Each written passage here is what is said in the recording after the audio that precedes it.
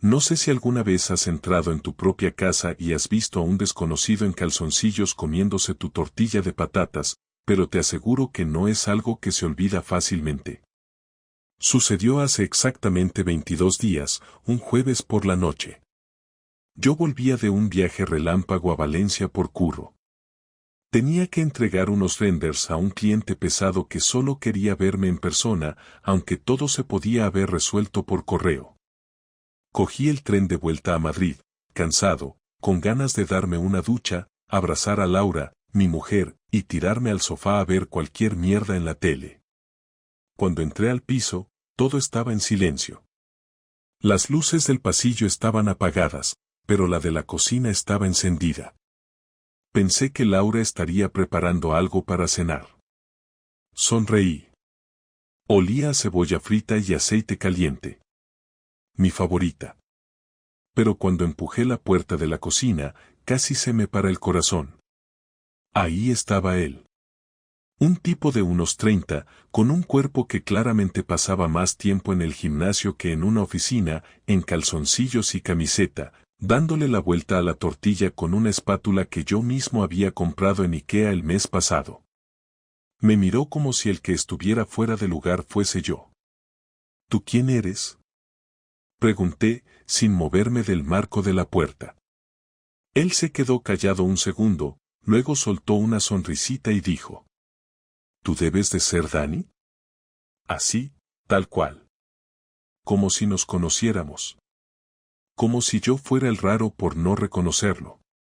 No supe qué decir. No sabía si partirle la cara o esperar una explicación.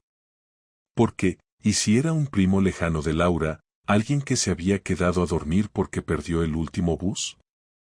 ¿Y si era un amigo gay de esos que abrazan a todo el mundo y cocinan en calzoncillos? Pero no. El instinto no me falló. No había explicación lógica que justificara eso. ¿Dónde está Laura?, pregunté, ya con la voz tensa. En la ducha, contestó, como si eso lo hiciera todo normal. Levanté la mano. No sé ni por qué. Ni para qué. Solo supe que necesitaba hacer algo. Pero no lo hice. Me quedé ahí, como un idiota, mientras el tipo le daba un mordisco a la tortilla, como si no pasara nada. En ese momento escuché el agua parar. Unos segundos después, los pasos por el pasillo. Y ahí apareció ella, Laura, con una toalla enrollada al cuerpo y otra en la cabeza. Me miró. Se congeló. Lo entendió todo en una décima de segundo. Y yo no dije nada. Solo giré sobre mis talones, salí del piso y bajé las escaleras con el corazón a 1000 por hora.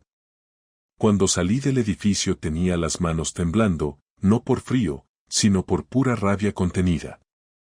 Caminé sin rumbo por Lavapiés durante casi una hora, sin mirar el móvil, sin pensar en nada más que en esa escena, el tipo medio desnudo en mi cocina como si fuera su casa, mi casa convertida en una pensión barata, y ella, con esa cara de sorpresa que no sabía si era de vergüenza, de susto o de simple molestia por haberse visto descubierta. No lloré, no grité, no rompí nada. Simplemente no me lo creía del todo. Estaba demasiado fresco, demasiado crudo, como para procesarlo en caliente. Llegué a casa de mi amigo Carlos sin avisar, toqué el telefonillo y cuando me abrió, le solté: «Tío, ¿puedo quedarme esta noche? Mi mujer tiene a otro en casa». No hizo preguntas. Me dejó pasar, me dio una cerveza y me dejó solo en el sofá. No hablamos mucho. Él sabía que cuando estuviera listo, lo soltaría todo. Esa noche no dormí. Ni un segundo. Me quedé tumbado mirando el techo, repasando cada momento de los últimos meses con Laura. Recordaba cómo en julio me decía que necesitaba tiempo para ella, que el curso había sido estresante, que se sentía mentalmente agotada, que no estaba bien. Yo le creí. Le sugerí que se tomara unos días sola en la casa de su prima en Altea. Se fue una semana. Volvió más relajada, con otro humor. Yo pensé que el descanso le había venido bien, que estaba recuperando su energía. Ahora todo eso se veía diferente, como si cada recuerdo viniera con una etiqueta nueva que decía mentira. Por la mañana, mientras me duchaba en el baño de Carlos, decidí que no iba a confrontarla todavía. Necesitaba entender quién era él, cuánto tiempo llevaba esto, si era una aventura o si me había estado viendo la cara desde hacía meses. No era por celos, ni siquiera por orgullo. Era porque, después de 11 años juntos, al menos quería saber qué carajo había pasado por su cabeza. Salí de la ducha, me vestí y le pedí a Carlos que me dejara el portátil. Me conecté a la cuenta familiar, donde teníamos las facturas, los tickets de compra, las reservas. Me pasé 2 horas rastreando movimientos de tarjeta, direcciones, fechas. En agosto, mientras yo estaba en Málaga con mi madre, ella había hecho una reserva en un hotel de 4 estrellas en Toledo. 2 noches. Solo había un nombre en la factura, pero no necesitaba ver 2 para saber que no fue sola. Luego recordé algo que me hizo cerrar el portátil de golpe. El día que volvió de ese viaje, me trajo un regalo, una taza con una frase cursi que decía «Eres mi lugar favorito del mundo». En ese momento me pareció un detalle dulce. Ahora me parecía una burla. Una puñetera burla. Volví al piso por la tarde. No avisé. Quería ver cómo estaba el ambiente, si se hacía la dormida, si me ponía excusas, si el tipo seguía ahí. Abrí la puerta y todo estaba en silencio. La cocina limpia, la cama hecha, ninguna señal de que allí hubiera pasado lo que pasó. Laura estaba sentada en el sofá, con la cara pálida y los ojos como platos. Se levantó en cuanto me vio, pero yo levanté una mano y le dije, no digas nada. Solo escucha. Me senté en una silla frente a ella. No me temblaba la voz, no estaba llorando, no hice ninguna escena. Solo le solté lo que había guardado todo el día, no me voy a poner a gritar ni a romper cosas. Solo quiero que me digas desde cuando estás con él, quién es y por qué mierda está comiéndose mi tortilla en calzoncillos en mi cocina. Ella intentó hablar, pero no le salía nada. Cerró los ojos, respiró hondo y dijo, no es lo que piensas, Dani. Me reí. De verdad. Me salió una carcajada tan seca que incluso a ella le cambió la cara. ¿En serio vas a empezar con eso?, le dije. Lo vi, Laura. Estaba ahí. Y tú saliste de la ducha envuelta en una toalla. ¿Quieres que llame a un notario para que dé fe de lo que vi, o simplemente vas a dejar de tratarme como un idiota? Se sentó, bajó la mirada y empezó a hablar. Me dijo que lo conoció hace unos meses, en unas charlas educativas que organizaron en su instituto. Que él era psicólogo y que iba a dar una ponencia sobre adolescentes y redes sociales. Que empezaron a hablar por temas de trabajo, y luego siguieron hablando por WhatsApp. Que un día quedaron a tomar un café. Que se sintió escuchada, que le hizo sentir viva, que llevaba tiempo sintiéndose invisible en nuestra relación. Lo típico. Lo que todos los infieles dicen. Que no buscaba nada, que no planeaba engañarme, que simplemente pasó. Ahí sí me calenté. Simplemente pasó, ¿te resbalaste en su polla o cómo fue el accidente? Ella se levantó de golpe, ofendida, como si yo la estuviera insultando. No me hables así, me dijo. Así como, Laura, con la rabia de un marido que vuelve de un viaje y se encuentra a un intruso desayunando en su puta cocina. Volvió a sentarse. Me miró con los ojos llorosos, pero yo ya no estaba para lágrimas. Le pregunté si se iba a ir con él. Me dijo que no. Que no era una relación seria. Que no quería una relación con él. Que solo necesitaba escapar, sentirse libre, sentir algo distinto. Me dolía escucharla, pero en el fondo no me sorprendía. Lo había notado hace meses.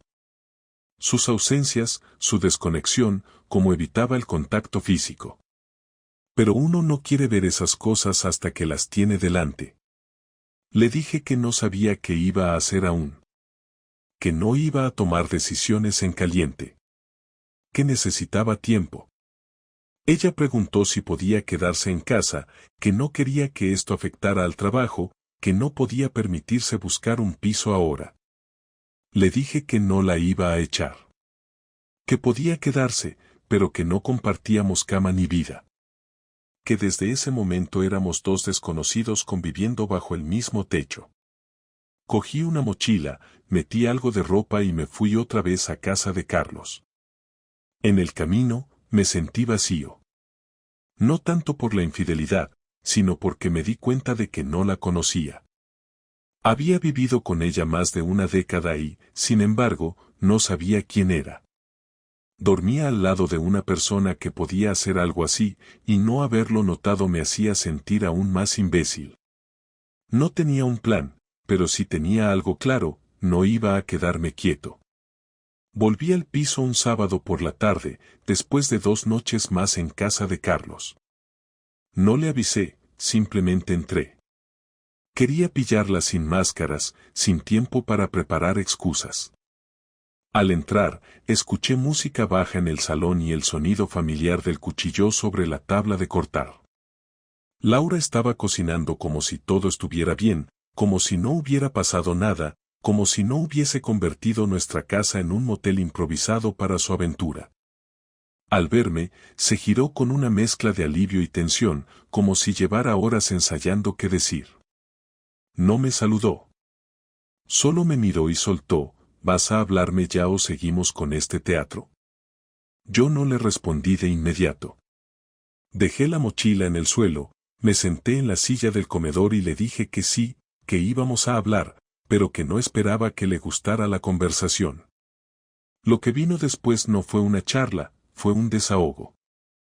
Empecé por preguntarle si sabía lo humillante que era entrar a tu casa y encontrarte con otro hombre como si él tuviera derecho a estar ahí.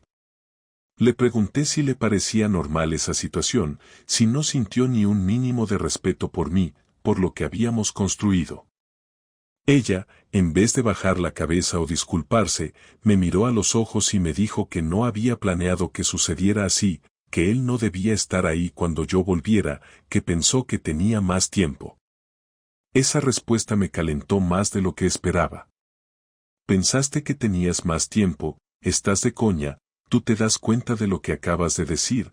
¿Te parece normal planear cuándo meter a otro hombre en la casa según si tu marido está o no? Ella se defendió diciendo que llevaba tiempo sintiéndose sola, que yo había dejado de ser cariñoso, que siempre estaba trabajando, que ya no hablábamos como antes. La misma mierda que usan todos los que no quieren asumir sus decisiones. Le dije que eso no justificaba nada. Que si tenía un problema conmigo, lo mínimo era hablarlo, no abrirse de piernas para un psicólogo cualquiera. Ella se puso a la defensiva. Dijo que no era un cualquiera, que al menos él la escuchaba, que se sentía comprendida, que con él no se sentía juzgada. Le respondí que claro, que era muy fácil no sentirse juzgada cuando no hay historia, cuando no hay pasado, cuando todo es novedad y adrenalina. Le pregunté si pensaba que eso era amor o simplemente una escapatoria para no enfrentar su propia frustración. Ella me gritó que no todo giraba en torno a mí, que ella también tenía derecho a equivocarse, a experimentar, que se había sentido atrapada en una vida que no eligió del todo. ¿Y yo qué soy, Laura? ¿Un castigo, una carga? ¿Te obligué a algo? Porque si es así, me gustaría que me lo dijeras de una vez y me evito seguir perdiendo el tiempo con una persona que me ve como una cárcel con patas. El ambiente se volvió más tenso. Ella empezó a llorar, pero sin lágrimas, solo con esa voz entrecortada que uno ya no sabe si es dolor real o simple culpa. Me dijo que no me odia, que no me ha dejado de querer del todo, pero que necesitaba sentirse viva otra vez. Le pregunté si lo seguía viendo, y me respondió que no, que después de aquella noche no lo había vuelto a contactar. Me costó creerlo.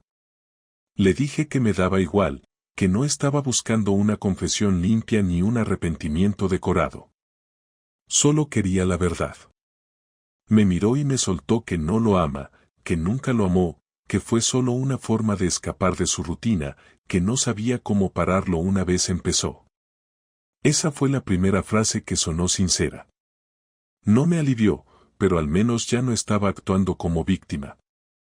Le dije que ya no confiaba en ella, que ni siquiera me importaba si lo volvió a ver o no. Que el daño ya estaba hecho. Entonces llegó el momento más jodido. Le pregunté por qué me había dejado volver a casa, por qué no me avisó de que él estaba allí, por qué no cogió sus cosas y se fue si ya no me respetaba. Me dijo que tenía miedo, que no sabía cómo enfrentar la situación, que pensó en decirme la verdad muchas veces pero que no se atrevió. Me dijo que cuando me vio aparecer, se bloqueó. Yo le dije que eso no era miedo, era cobardía.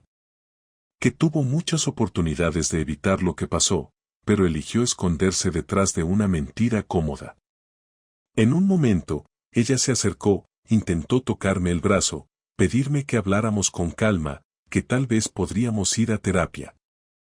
Le quité la mano con un gesto seco.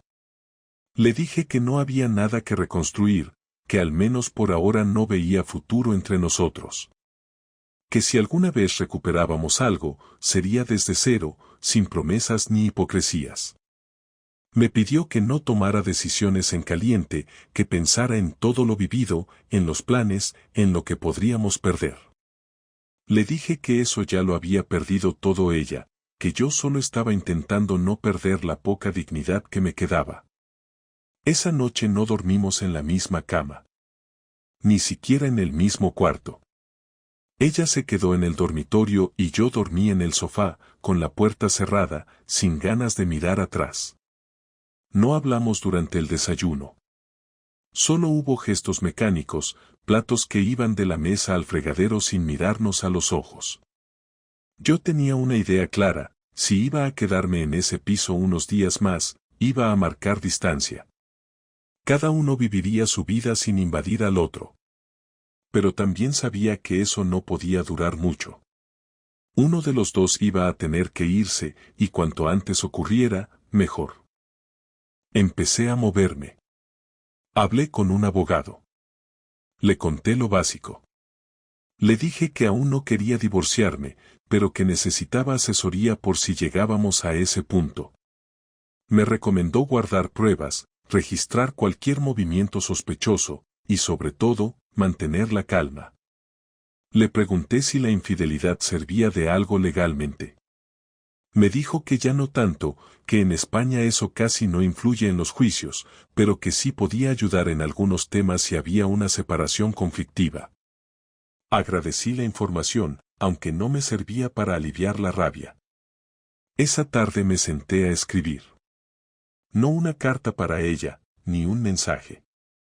Era para mí. Una especie de lista. Lo que había pasado. Lo que había dicho ella. Lo que había dicho yo. Lo que me dolía. Lo que quería hacer. Escribirlo todo me ayudó a ver el mapa entero de lo que había sido mi relación y cómo en solo una semana todo se había fracturado. Sabía que la parte emocional todavía no había explotado del todo.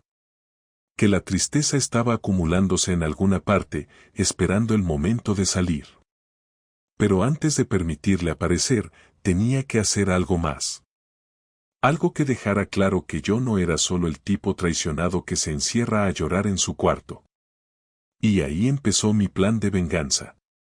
No me considero una persona vengativa, pero después de lo que vi, de lo que escuché y de la forma en que ella intentó minimizarlo todo, algo en mí se rompió y no tenía ningún interés en dejarlo pasar. No buscaba que sufriera físicamente ni arruinarle la vida sin sentido, pero sí quería que entendiera lo que era tener que tragarse una traición en silencio y aguantar la mirada de alguien que duerme a tu lado mientras piensa en otro. Así que lo primero que hice fue hablar con Marta, una compañera del trabajo que, sin saberlo, me dio la mejor herramienta que podía tener, información. Ella había estado en una cena con Laura y un grupo de profesores hacía unas semanas, y ahí escuchó varias cosas que ahora cobraban otro sentido. Comentarios sueltos sobre un tal Sergio, bromas sobre escapadas educativas que no cuadraban con ningún proyecto del instituto, y sobre todo, una frase que se le quedó grabada a Marta: hay cosas que una necesita hacer aunque no estén bien. Con esa frase en la cabeza, confirmé lo que ya sabía: Laura no fue una víctima de las circunstancias ni una mujer confundida, sino una persona perfectamente consciente de lo que estaba haciendo. El siguiente paso fue simple: conseguir el nombre completo del tipo. Me bastó con revisar el correo compartido que aún teníamos del piso, donde Laura había recibido una factura del colegio con el nombre del ponente, Sergio Cortés Molina. Lo busqué en LinkedIn, en Twitter, en Instagram, y no me costó nada encontrarlo. Psicólogo, conferencista, vive en Pozuelo, tiene su consulta privada y trabaja con varios centros educativos. Las fotos en sus redes eran lo que te esperarías de alguien como él: frases motivadoras, sonrisas forzadas, libros de autoayuda y, por supuesto, imágenes en ropa de deporte en alguna montaña con hashtags absurdos. Guardé todo. No por obsesión, sino por estrategia. Sabía que no podía simplemente enviarle un mensaje agresivo o presentarme en su consulta como un loco. Necesitaba ser más inteligente. Pensar como alguien que ha sido usado y quiere recuperar el control. Creé una cuenta falsa de correo electrónico y desde ahí le escribí un mensaje muy formal, haciéndome pasar por el director de uno de los institutos públicos de Madrid. Le dije que estábamos interesados en organizar unas jornadas similares a las que había dado en el centro donde trabaja Laura y que nos gustaría reunirnos con él para discutirlo. Me respondió en menos de 3 horas, encantado con la propuesta. Acordamos una reunión ficticia en un café del centro, para el viernes por la tarde. Ese día me presenté antes, me senté en una mesa al fondo y lo vi entrar. Llevaba una chaqueta sport, barba recortada, el pelo cuidadosamente desordenado. El típico tipo que sabe que gusta y que vive de gustar. Se sentó, miró el reloj, sacó el móvil y empezó a revisar mensajes. Me acerqué sin rodeos. Me senté frente a él y le dije: no soy ningún director de instituto. Soy Dani. El marido de Laura. Al principio no me reconoció. Luego frunció el ceño, como si intentara recordar dónde me había visto, hasta que su cara cambió por completo. Fue rápido en levantarse, como si fuera a irse, pero le puse la mano en el brazo y le dije sin levantar la voz: si te vas ahora, mañana vas a tener a media prensa educativa preguntándote por tus escapadas con profesoras casadas. Se congeló. Se sentó. No tenía intención de armar un escándalo en público. Solo quería que me escuchara. Le dije que sabía todo, que no me importaban los detalles sexuales, que no me interesaba saber cuántas veces se vieron o qué hicieron exactamente, pero que quería dejarle claro que si volvía a acercarse a Laura, si volvía a pisar nuestro barrio, si enviaba un solo mensaje más, su nombre iba a estar en todos los foros y redes que pudiera encontrar. Le mostré una carpeta con capturas, direcciones, referencias, nombres. No era mentira. Lo había preparado todo para tenerlo controlado. No con fines legales, sino para que supiera que tenía la capacidad de exponerlo si seguía jugando a ser el salvador emocional de mujeres aburridas. Él no dijo casi nada. Solo me pidió que no le arruinara la carrera. Le respondí que no tenía interés en eso si se mantenía lejos, pero que no pensara ni por un segundo que iba a quedarme quieto. Me fui sin darle la mano, sin amenazas adicionales. Solo con una advertencia clara. Al llegar a casa, Laura estaba en la cocina otra vez. Había hecho lentejas. Me preguntó si iba a comer. Le dije que no. Me miró con una mezcla de lástima y vergüenza. Le dije que sabía perfectamente quién era Sergio Cortés, que lo había conocido en persona, que ya había hablado con él y que no quería volver a escuchar ese nombre. No gritó, no negó nada. Solo preguntó si le había hecho algo. Le respondí que no, pero que ahora él sabía que conmigo no se jugaba. Me preguntó por qué no se lo había dicho antes. Le dije que porque ella no me había dado espacio para hablar de nada. Que la conversación dejó de existir en cuanto metió a ese tipo en nuestras vidas sin consultarme. Durante los siguientes días, mantuve la rutina en silencio. No discutimos más. No dormimos juntos. No compartimos cenas. No fingimos nada.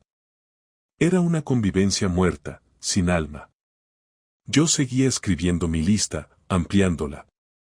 Todo lo que me venía a la cabeza lo apuntaba. Me ayudaba a ver todo con más claridad. Laura empezó a salir menos, se quedaba más tiempo en casa, intentaba forzar conversaciones, pequeños gestos, pero yo no respondía. No por venganza emocional, sino porque ya no me salía natural. No quería fingir cariño donde solo quedaba decepción. Una tarde, decidí dar el siguiente paso. Llamé a su hermana, que siempre fue muy cercana a mí, casi como una amiga. Le pedí que viniera a casa. No le di muchos detalles, solo le dije que necesitaba hablar con alguien de la familia que no tuviera filtros. Cuando llegó, le conté todo. Sin exagerar, sin dramatizar. Solo la verdad. Le mostré las pruebas, las fechas, las contradicciones. Ella no lo podía creer. Se le cayó el alma al suelo. Me pidió permiso para hablar con Laura. Le dije que hiciera lo que quisiera, que ya no me importaba controlar lo que pasara después. Quería que las cosas se supieran. Que no fuera un secreto más. Que no fuera otra historia que se barre bajo la alfombra por el que dirán. Esa misma noche, discutieron fuerte. Se escuchaban los gritos desde el pasillo. Yo no me metí. No era mi pelea. Era entre ellas. Y así, mientras el piso se llenaba de silencio otra vez, supe que mi venganza ya estaba en marcha. No necesitaba venganza escandalosa ni destruirla socialmente. Lo que hice fue devolverle la incomodidad, la exposición, el riesgo. Hacer que entendiera que sus actos no quedaban en la intimidad de su cabeza ni en las sábanas sucias del fin de semana. Ahora el entorno lo sabía. Ahora él sabía. Y ahora yo ya no era el mismo. Eso, para mí, era suficiente. Pasaron 4 días desde la visita de su hermana y el ambiente en el piso cambió por completo. Ya no había intentos de forzar la normalidad, ni por parte de ella ni por la mía. Era como si ambos aceptáramos que lo que estábamos viviendo no era una pausa, sino una caída libre hacia el final de algo que hacía meses ya no tenía base. Laura salía poco, evitaba el contacto visual, y cuando nos cruzábamos en el pasillo o en la cocina, el silencio era más cómodo que cualquier palabra. Yo me mantenía ocupado con el trabajo, organizando mis horarios de manera que apenas coincidíamos en el comedor, y cuando ella estaba en el salón, me encerraba en la habitación que usábamos como estudio. Pero no podía seguir así. No podía vivir en esa especie de prisión invisible donde nadie gritaba, pero todos sabían que algo se estaba pudriendo lentamente. Ese viernes decidí que era hora de cerrar el capítulo. No de forma impulsiva, sino con una conversación que pusiera todo sobre la mesa.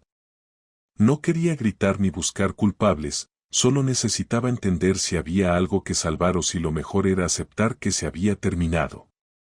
La llamé por su nombre mientras ella estaba sentada en el sofá mirando su portátil. Levantó la vista con gesto tenso, como si supiera lo que venía. Le pedí que habláramos sin interrupciones.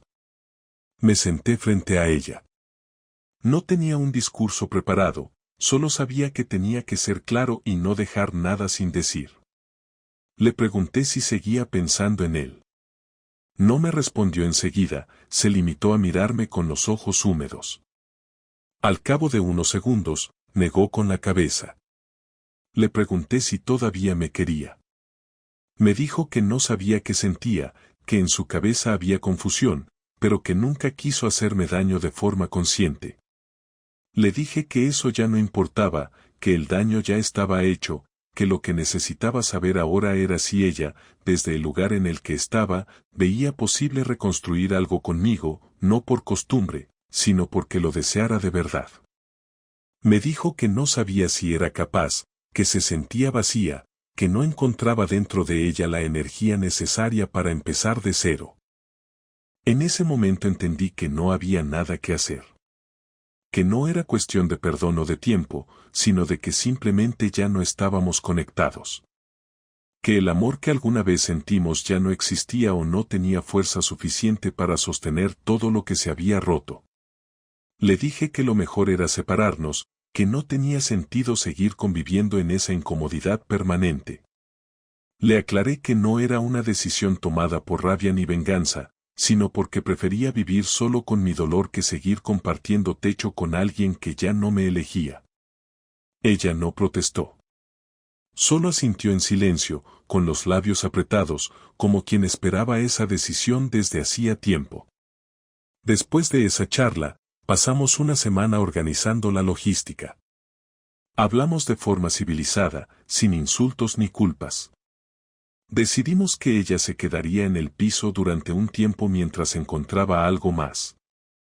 Yo me iría a casa de Carlos por unas semanas hasta alquilar un sitio nuevo. No hubo peleas por los muebles, ni por los electrodomésticos, ni siquiera por las cosas más personales. Cuando el vínculo emocional se quiebra así, lo material pierde valor. La última noche que dormí en el piso, no pegué un ojo. Me quedé tumbado mirando el techo, repasando todo lo que habíamos sido, desde el primer beso hasta la primera vez que me dijo que quería formar una familia conmigo. Pensaba en los viajes, en las risas, en los silencios cómodos de antes, en todo lo que habíamos compartido. No era nostalgia barata, era solo la constatación de que, por mucho que doliera, todo eso ya no era parte de mi presente. Era historia. Por la mañana, antes de irme, entré en el salón. Ella estaba sentada en la mesa, con un café en la mano, como si esperara esa última escena. Le dije que me iba, que le deseaba lo mejor, que no la odiaba, pero que necesitaba distancia para volver a encontrarme conmigo mismo. Ella me pidió disculpas otra vez, esta vez sin dramatismo, sin buscar lágrimas. Me dijo que ojalá hubiera hecho las cosas de otra forma, que no esperaba que la perdonara, pero que quería que supiera que a pesar de todo, una parte de ella sí había sido sincera durante esos años. No le respondía a eso. No sabía si me aliviaba o me jodía más. Salí del piso con una mochila y 2 cajas que metí en el maletero. No miré atrás. No por orgullo, sino porque ya no había nada que mirar. En el coche, puse la radio sin prestar atención a lo que sonaba. Conducí sin rumbo durante un buen rato antes de llegar a casa de Carlos. Al verme entrar, no preguntó nada. Me ofreció una cerveza y se sentó conmigo en el sofá. Esa noche, después de varias horas en silencio, le dije, ya está. Se acabó. Me miró, levantó su botella y brindó sin palabras. Y así terminó todo. Sin gritos, sin reconciliaciones falsas, sin escenas de película. Solo 2 personas que compartieron una vida durante años y que un día dejaron de reconocerse. No hubo más. Y no necesitaba que lo hubiera. Han pasado 3 semanas desde que me fui definitivamente del piso y aunque suene raro, me he sentido más tranquilo desde el primer día que desperté sin verla. No me malinterpretes, no estoy bien, tampoco soy de esos que dicen que el tiempo lo cura todo porque todavía me despierto algunas noches con esa sensación incómoda en el pecho, como si me faltara el aire o como si algo estuviera mal aunque todo esté en silencio, pero al menos no tengo que fingir. No tengo que desayunar con una persona que me ve como un error, no tengo que escuchar explicaciones que no busqué, ni observar cómo alguien actúa con cuidado para no molestarme mientras yo sigo tragándome un dolor que ya no quiero justificar. Ahora puedo estar solo, y esa soledad duele, pero es mía, no me la impuso nadie y no depende de las decisiones de otra persona. Carlos me sigue ayudando, aunque yo intento no abusar. Duermo en su sofá cama y tengo un cajón en su armario con mis cosas. No es cómodo, pero él no se queja. Dice que me quede el tiempo que quiera, aunque yo ya estoy buscando un piso pequeño, algo que me dé espacio para empezar desde cero. He visto un par de estudios por Lavapiés, pero los precios están por las nubes. También pensé en salir del barrio, buscar algo más barato en Vallecas o incluso más al sur, pero aún no decido. Lo importante es que ahora tengo claridad, algo que hace un mes ni soñaba tener.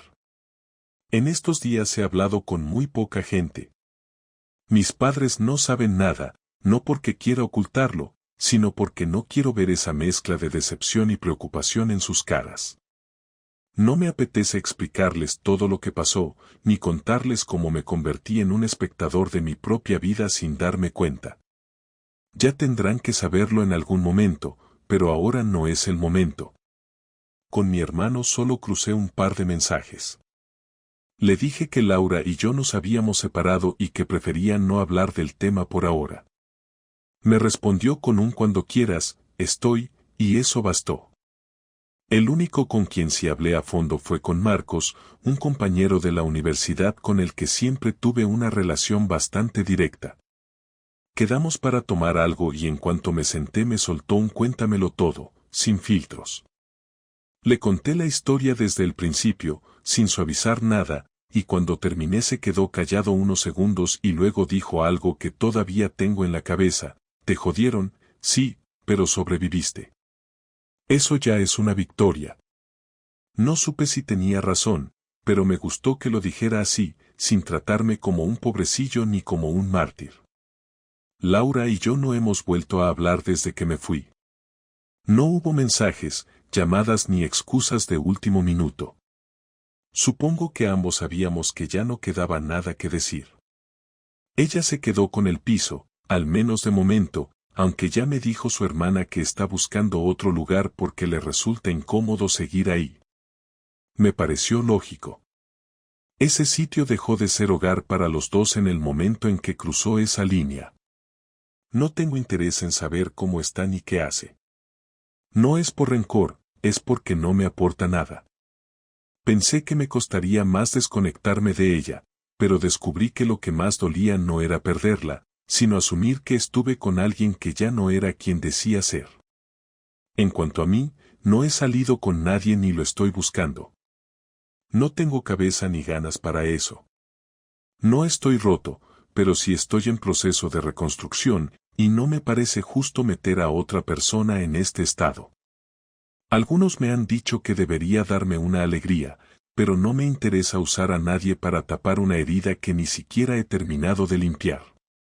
Prefiero tomarme el tiempo que haga falta, estar conmigo, entender qué quiero ahora, qué tipo de relación quiero, si es que quiero una. Todo eso aún está en el aire. He retomado algunos hobbies que tenía olvidados. Empecé a correr por las mañanas, algo que no hacía desde hacía años. Me ayuda a despejarme, a descargar tensión y también a cansarme físicamente para dormir mejor por las noches. Volví a leer libros que había dejado a medias y hasta empecé un curso online sobre edición de video, algo que siempre me llamó la atención pero que postergué por falta de tiempo. Todo eso no me convierte en alguien feliz, pero sí en alguien ocupado, y en este momento, eso es suficiente. La idea del divorcio está en marcha. Hablé con el abogado hace unos días y me explicó los pasos. No hay hijos, no hay deudas compartidas ni propiedades más allá del alquiler, así que el proceso debería ser rápido si ambos colaboramos. Le mandé un mensaje a Laura con los datos del abogado y la fecha para la primera reunión. Me respondió con un simple vale. No necesito más. Lo que me llevo de todo esto no es una lección de vida con moraleja, no es una epifanía ni una transformación radical. Lo que me queda es una conciencia más clara de mis propios límites, de cuánto estoy dispuesto a tolerar, de qué tipo de persona quiero a mi lado y de qué señales no debo volver a ignorar. No pienso convertirme en alguien desconfiado, pero sí en alguien más despierto. Ya no creo en la idea de que el amor lo puede todo. Creo en el respeto mutuo, en la comunicación y en no dar nada por sentado. Eso no me lo enseñó una charla motivacional ni un libro de autoayuda, me lo enseñó una infidelidad que no vi venir pero que me obligó a abrir los ojos. Esta historia no tiene un final feliz, pero tampoco tiene un final trágico. Es un final real. Me jodieron, sí, pero estoy vivo. Me tiraron abajo una vida que parecía estable, pero ahora tengo la oportunidad de construir otra, desde cero y sin mentiras. No sé si será mejor o peor, pero será mía, y esta vez no voy a vivir en automático. Y si en el futuro alguien me pregunta qué pasó con Laura, no contaré los detalles morbosos ni me haré la víctima. Solo diré la verdad, me fui el día que entendí que merecía algo mejor que estar con alguien que me mentía en la cara. Nada más. Nada menos.